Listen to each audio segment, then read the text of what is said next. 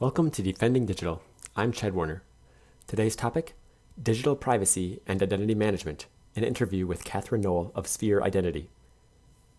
I had the privilege of interviewing Katherine Noall, CEO of Sphere Identity, a company that offers a digital identity system. Noall has been involved in the digital privacy space for years, helping consumers and businesses. Unfortunately, there were some issues with the audio, so I had to re-record my side of the interview and insert those sections into place. I'm not an audio professional, and I apologize for the poor audio quality. I hope you still find the interview informational and motivational. Let's go back in time. What piqued your interest in digital identities and privacy in the first place? To be totally honest, I've got no idea when this started. It's probably my personality. I've traveled a lot, and when you travel, you see people and countries where privacy levels are different, where they're often unsafe, where governments play good or bad roles. And working in the tech space, that means that you always need to build tech that is neutral, but taking into account that it can be used for bad things as well as good things. And that's probably where it started. What are the biggest challenges or threats consumers face related to digital privacy? The biggest challenge is that there are so many applications out there people use every day, and consumers don't really have a good understanding of how they work, and they shouldn't really need to unless they work in the space. But some are very safe and some are unsafe, and it's unclear which are which. And consumers still have an attitude that, oh, I've got nothing to hide.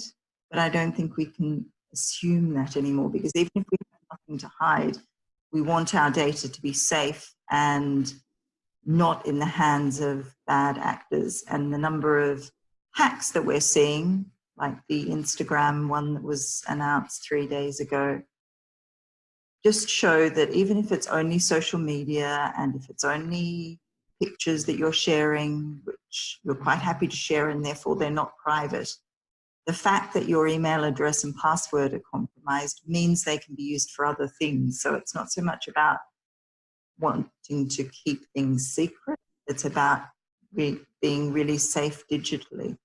And consumers are having trouble with that at the moment, and it's not their fault. Companies need to play a better role in educating people and building safer software. Yeah, I commonly hear people say, well, I don't care about privacy because I don't have anything to hide. But they really don't stop and think, would you want to be photographed anywhere and everywhere? Or would you want to be recorded on video at all times and everywhere that you go? No, everyone cares about privacy to some extent. No, and you assume that most things aren't. You assume if you're just typing it on your computer that that's yours, and that's not really always the case. So it's a real dilemma because we can't expect people to understand how systems work. That's not going to be the answer. So the answer needs to be pressure put on tech companies to do things properly. And GDPR is probably the start of that, and other privacy legislation like we're seeing in California, but there's still a long way to go. What are your top recommendations for what people should do to protect their privacy and data? Use an encrypted email provider. I'm really surprised by the amount of things people send via email, unencrypted, really valuable documents, information about themselves that they might be sharing with a friend, but it becomes really public, at least to internet service providers and email providers. So encrypted email is really important. If you're using any sort of messaging, then use something that's encrypted, and it's difficult to know which are best at the moment, but Telegram's good, Threema's good, and you probably need to look online for the latest advice about which are the best at the moment. And using simple tools like Signal for SMS so that you can choose to have encrypted SMS with people that you want to have private conversations with. They're just really valuable, and they're simple to use. Fortunately, with these tools, they've pushed a lot of the difficult security to the back end, so the user experience isn't as bad as it was 14 years ago. Yeah, it's come a long way since the days where you had to configure PGP in your email client in order to send secure emails. I just did a post recently about secure messengers and why they're a much better alternative to just sending sensitive information through unencrypted emails or through plain text messages. Yeah, you're absolutely right. How do Sphere Identity's products help people take control of their data? Sure. So we have an identity app that people can download. It's free. And what it does is enable you to store all of your identity documents in one place. What we've built is a self-sovereign solution. That's a terrible term. We can't change it.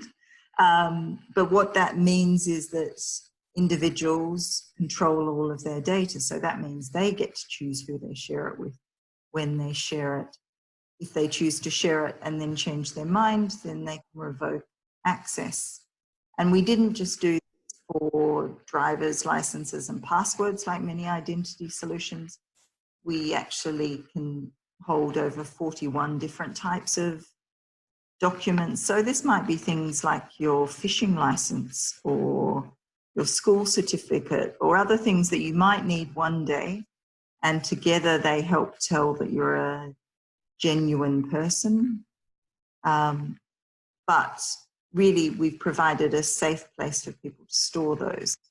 And being a self-sovereign solution, it means we are only the software provider. So we can't see any of the data. We've built it so that that's really impossible. And so all we're doing is providing a really secure platform and application so that people can manage things by themselves.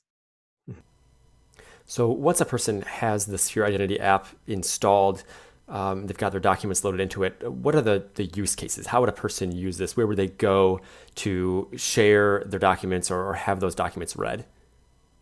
Sure. So next time they need to apply to rent somewhere, they apply for a mortgage, they try and open a new bank account, or they just try and enroll in a course somewhere. And somebody says, oh, we need these documents from you, then they've got them in one place. If the organization that they're sharing the documents with is registered with us, then there's an even more seamless and fully encrypted way of sharing. Without that, it's still a really useful tool because you've always got things with you. And if you're using, for instance, encrypted messaging or email, then you yourself can make sure that that's continually encrypted. Okay, so there's a level of benefit that a person could have by having their documents all in one place, securely stored in the app, even if the organization that they're communicating with isn't yet registered with Sphere Identity, doesn't yet have the ability to securely read the information. They could at least have all of their documents in that one place. How do you recommend that people stay informed of digital privacy issues? Are there any particular sources that you recommend? There are a few, but there isn't one that covers all issues, which makes it difficult. The EFF are great at providing advice on latest tools, for instance, and strategies for staying safe. I'm really impressed by the work that they do. If you want to find out, and maybe this is aimed more at people that believe they have nothing to hide, publications like TechCrunch are pretty good at notifying the world about hacks.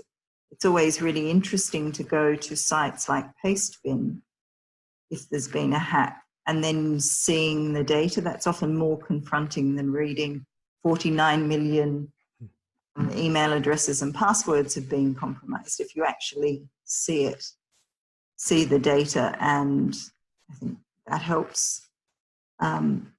What also helps is just Googling how to hack a password. and finding that there is so much information out there, that there's software that enables you to do that really easily. And I suppose just seeing and playing with those things means that you're suddenly aware that this isn't something that's unreal, but actually something that can quite easily be done and be done by most people or accessed by most people. So that changes, I suppose, the risk perception of things we do. And then it's so much easier to just go and use tools that are good. Yeah. So do you think the increased number of breaches being made public is going to overcome the apathy that a lot of people have about digital privacy? Or do you think, what do you think will happen in terms of how people care about privacy in the months and years ahead? So at the moment, we're seeing an increased interest in privacy, which is great, but I do think people are going to get data breach fatigue. That often happens when there's a lot of something. Unfortunately, what we're seeing in terms of reported data breaches is only the tip of the iceberg. We know that not everything is being reported. It's really hard for businesses to work out what a breach is unless it's on a massive scale. And we know that most countries in the world aren't doing data breach reporting yet. So we've got no idea how big this problem is. Mhm. How can parents ensure that their kids are well versed in digital defense? Is it important that kids be tech savvy? Should parents be teaching their kids to be cautious or even skeptical? Lots of soft skills. So things like don't reveal your real name, age, location. For children, that's very important. So that it means things like when they go and set up their first email address, that doesn't reveal who they are. That wouldn't be safe because email addresses get used all over the place. And it's not just a matter of saying it once. With children, you need to do lots of reinforcement, but it does work. I was pleasantly surprised. I have a young adult daughter, and she has only recently changed her email so that it's actually her name. And for a while I was thinking, why have you got this strange email? But it was because she'd been told not to say who she really was. So it's lovely when that works. And parents just need to keep an eye on what their children are doing. And I don't believe in monitoring, but occasionally just check in and see what platforms people are using, what they're posting, and just teach some good online behavior. Sure. So how about people who are helping elderly relatives or friends? What can they do to help those elderly loved ones protect their privacy? Yeah, so for elderly people, it's really important that they use secure applications. They're a lot more digitally vulnerable than most people. Um, so definitely encrypted email, messaging apps, encrypted SMS. And it's important to talk to them because they usually have really tight networks and very concrete people that they talk to about making those relationships online safe. And fortunately, the tech isn't too scary. It's actually quite usable. Right, right. Yeah, like we said earlier, that's improved quite a bit recently. Yes. You've witnessed digital privacy trends over the last several years. Are you optimistic or pessimistic about the future of personal digital privacy? It makes me committed to continue to build privacy-centric technology. I think we need more of it. It means that I talk to other tech businesses about increasing their levels of privacy and security. We're a long way from having all tech companies apply privacy and security by design, but I believe we need to get there. But that's a long way off. And I think we're going through a battle where people are giving lots of privacy and giving away lots of data. In order to get access to free applications, we've given away a lot about ourselves, and people are starting to claw some of that back. And I think that is a really positive trend, but it's going to be slow.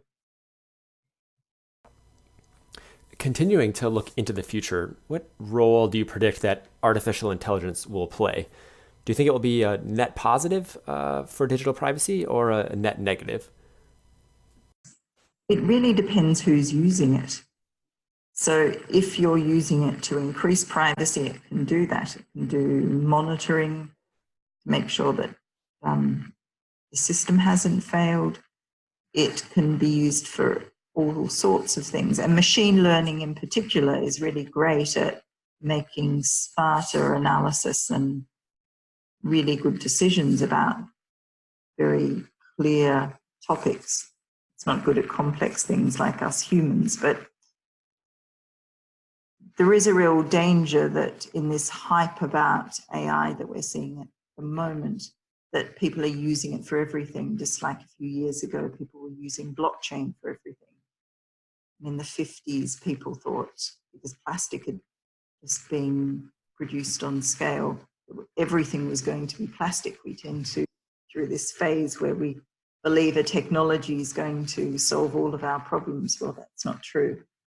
Over the next few years, I think we'll get a better idea about what AI is good for and what it's not good for. And we will need to be vigilant because it can be used for all sorts of things. And I think surveillance is a major area in which it's going to be applied. Sphere Identity's products help both consumers and businesses. We have talked about some things that individuals should do to protect their privacy. What are your top recommendations for businesses, especially micro and small businesses? Yeah. So it's really important to be security aware. If you're security aware, then privacy awareness almost follows. I don't believe that those two are opposed. And it's about using smart tools. It's about really thinking about what sort of relationship you want with your customer. And I think we've moved beyond the days where it was get as much data as possible because we never know when we might need it. And new relationships with customers can be formed on the basis of data minimization. That's a really respectful relationship. And if you're delivering a good service and not asking too much in terms of data, then you're likely to make customers feel really comfortable. You need to be very mindful about how you're using that data, how you're storing that data, and you need to be really transparent about that. Now that we have consent, that's not just a paper exercise or an exercise where people tick boxes on websites. That's actually saying what you're doing and how long you're going to hold the data for and when you're going to get rid of it. And I believe that the businesses that do customer data management really well with privacy in mind will become superior businesses, because that's something that naturally appeals to the market. It's been interesting to observe businesses over the last year and a half, kind of leading up to GDPR going into effect, and then over the last year of its being in effect. Prior to GDPR, a lot of businesses collected as much data as possible. Their attitude was collect it even if we don't need it right now, because someday we may figure out some use for it. But since GDPR, it seems that that approach has plateaued and maybe even begun to decline. Businesses are motivated by the threat of legal action, as well as consumers caring more about who they're giving their data to and what's happening with it. I think we're going to continue to see lots of change around that. Mm-hmm. Do you have any other warnings, advice, or even encouragement that you'd like to share before we conclude? So in terms of encouraging people, I'd say find out as much as possible and be really conscious of the tools that you use. We now have a really important role to play as consumers in that we can actually ask organizations things about what they're doing with our data. We can be quite vocal if we don't like something. And that will end up meaning that organizations change the way they do things. So being an active consumer is really important. I do have concerns because there are still lots of applications out there, platforms out there that are talking about introducing privacy features. But that's not enough. You can't have a private system just by introducing a few widgets. And unfortunately, privacy by design is something that's really difficult to retrofit. It's much easier for new businesses to build private applications than it is for existing ones. So we need to be really skeptical if businesses are saying we're now doing things in a very private way, because the chances of them technically and organizationally achieving that is quite low. So I'm still a bit worried about that, and I think other consumers should be too. Yeah, in the security space, we have a term security theater, which refers to measures that give the appearance of security so that people feel more comfortable, but which really do little or nothing to actually increase security. And the same thing can happen in the privacy space when organizations make minor changes, such as displaying a privacy policy, but they're not making changes that significantly protect privacy. Right or not, because it will touch every aspect of your business. It's not just about the technology. You can't do this just by programming a few things. Right. Katherine, for people who want to learn more about you or about Sphere Identity, where should they go to learn more? Yeah, so sphereidentity.com, and we're also really active on Twitter and LinkedIn, as I am, so it would be great to hear from people. Katherine, thank you for sharing your knowledge with us today. Again, I'm joined by Katherine Noall, CEO of Sphere Identity, and I'm Chad Warner, teaching you to defend your digital life. Have a great day, Katherine. Thanks, Chad. Bye.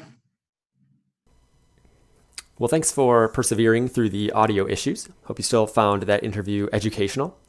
You can find text of the audio written out, questions and answers, in the blog post that goes along with this episode at defendingdigital.com. So what should you do as a result of what we've heard? 1. Educate yourself by following sources that discuss digital privacy. In addition to Defending Digital, of course, consider the EFF, Electronic Frontier Foundation, and TechCrunch. If you're willing to go to the next level, look at Breach Data Online and Google how to hack a password so that the dangers can become real to you. 2. Use secure communication tools whenever you're communicating sensitive data. Search online to find out which tools are best for you. A good place to start is the episode and blog post that I did on secure messaging. 3. Think carefully before you give up your privacy and data in exchange for services or access. Think about the long-term ramifications of how that organization will use your data and how they might share it and what would happen if it got hacked. 4. Find out how companies will use your data. Find out how they're using and storing data, how long they hold it, and when they get rid of it. If you don't like what you hear, politely inform them how you would like them to respect your privacy and data. 5. Consider using the free Sphere Identity app to securely store and share your identity documents. 6. If you're a parent, teach your kids to guard their name, age, and location online. Keep an eye on what your kids do online, what platforms they use, what they post. Teach and model good online behavior to them. Teach and remind them more than once to reinforce the lessons. And 7, help elderly loved ones choose secure communication tools and help them be wise about how they handle relationships online. That's all for today. You can learn more about digital privacy and security at defendingdigital.com.